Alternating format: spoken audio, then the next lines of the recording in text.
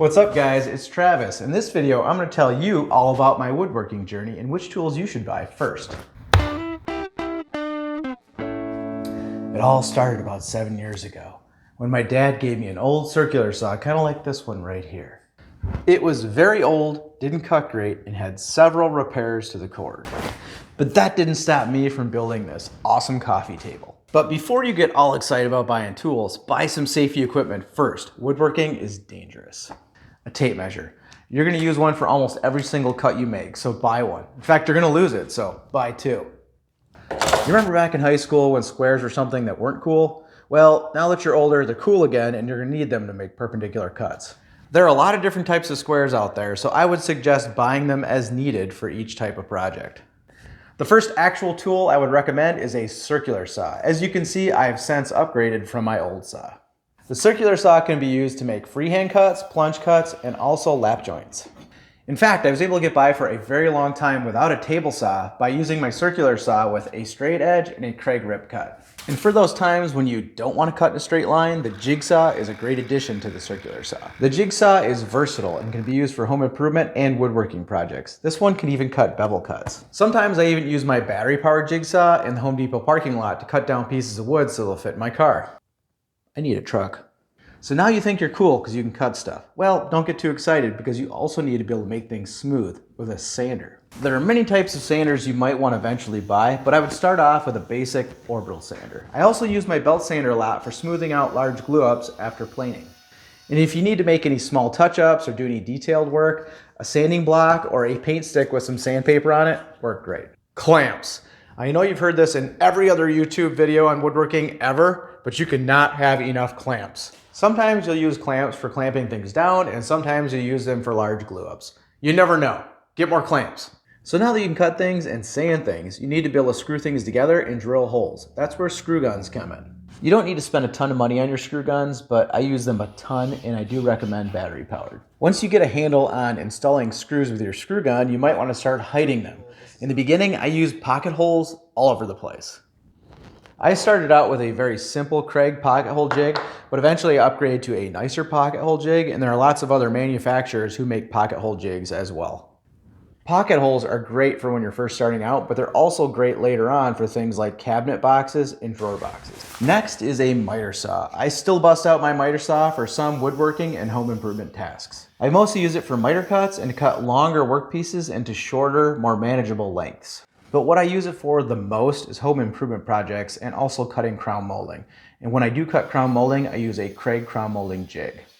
Next, I bought a powered hand planer for flattening large glue-ups. I also have some manual hand planers, but I'm not very good at sharpening them yet, so I don't use them very much. In addition to making things flat, the hand planer can also be used to remove little bits of material to make two workpieces fit together or trimming something flush. Chisels are super handy for cleaning up cuts and trimming things flush. They can even be used in fine joinery. As you've probably already seen all over YouTube, there's an art to sharpening chisels properly, which I've not fully mastered yet, so you're not going to see me busting out my chisels too much just yet. Next, it might be nice to have a router. There are many types of routers and router bits, but I find my trim router does almost everything I need, but a plunge router would also be nice. I mostly use my router for flush trimming, adding edge detail, and cutting out pockets. But coupled with a nice straight edge, you can also use it for cutting rabbet and dado cuts. Once I got my table saw, I use it on pretty much every woodworking project I did, and it is by far the most important tool that I own. I also got a dado set for mine, which is great for cutting rabbets, dados, and box joints. With jigs and fixtures like these, your table saw can do many things and can even replace the need for other tools. If you're interested, I go into way more detail about table saw jigs and fixtures in this video right here. Unfortunately, I don't have one due to lack of space, as you can see, but a drill press is great for when you need to drill perfectly straight holes. When I need to drill a straight hole, I use this drill guide. It's not ideal, but it gets the job done. If you thought a circular saw with a Craig rip cut and a straight edge was nice, wait until you try a track saw. A track saw is great for cutting large workpieces like plywood or live edge slabs, but it can also be used to put that first straight edge on a piece of lumber that you're trying to mill. Planers and drum sanders are great for cleaning up boards or taking them down to an exact thickness. I usually use my planer for flattening small glue-ups like this cutting board and milling lumber. Sometimes I even use my planer for flattening boards with the use of a planer sled.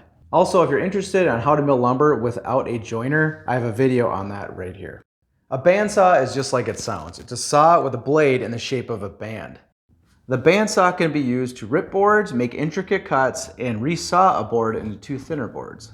I do not have a bandsaw because my shop is tiny. A router table is far more precise than a hand router and can do most of the same things. In addition, it can also do things like cut stiles and rails for cabinet doors. A jointer is used to make a board with flat, perpendicular sides. And as you can see, it's another thing I do not have room for. Although you can make pretty good edges for glue-ups using a table saw and planer, a jointer is the right tool for the job. A scroll saw is kind of like a bandsaw, but it has a very thin blade that moves up and down. Although I did this sign with a jigsaw, a scroll saw would have been the perfect tool for it as it's designed for intricate work like this. And finally, if you want to do intricate, repeatable work, you should get a CNC router. A CNC router is perfect for when you have a small business and you need to make a lot of things to sell quickly. They're also great for when you want to engrave details into a workpiece like this. I used a Dremel when I did this, but I would have loved to have had a CNC router. In this case, I don't have enough space or money for a CNC router. Well, thanks for watching my entire video, guys. I really appreciate it. If you think I left out any tools, please leave them in the comments. Also, don't forget to like and subscribe if you haven't already, and I'll see you guys in the next video.